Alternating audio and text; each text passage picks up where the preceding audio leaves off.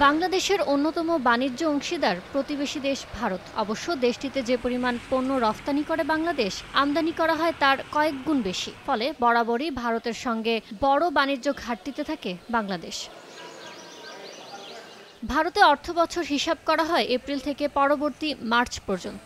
ভারতের বাণিজ্য ও শিল্প মন্ত্রণালয়ের তথ্য বলছে 2021-22 অর্থবছরে বাংলাদেশে 1615 কোটি 63 লাখ ডলার মূল্যের পণ্য রফতানি করেছে দেশটি, যা 2022-23 অর্থবছরে 24.39% কমে নামে 1221 কোটি 59 লাখ ডলারে। আর 2023-24 অর্থবছরে আরও 9.45% কমে নামে 1106 কোটি 12 লাখ ডলারে।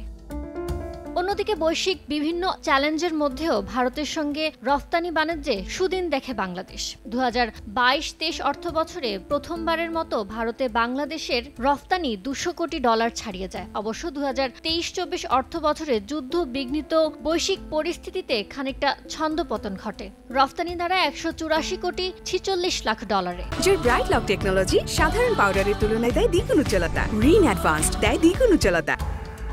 অবশ্যই পরিসংখ্যানে লুকিয়ে আছে অন্য এক বার্তা।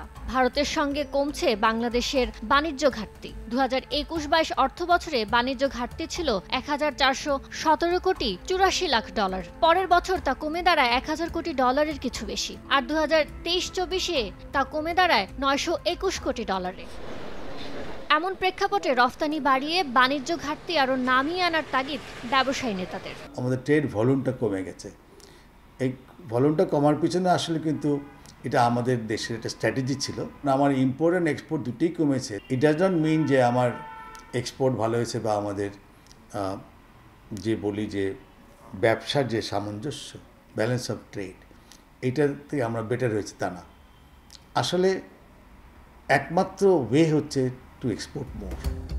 তথ্য বিশ্লেষণে দেখা যায় ভারত থেকে আমদানির তালিকায় শীর্ষে রয়েছে তুলা, জ্বালানি তেল, ভিটামিন ও অন্যান্য খনিজ পদার্থ, রেল ও ইঞ্জিনের বিভিন্ন যন্ত্রাংশ এবং পারমাণবিক বিদ্যুৎ কেন্দ্রের যন্ত্রপাতি।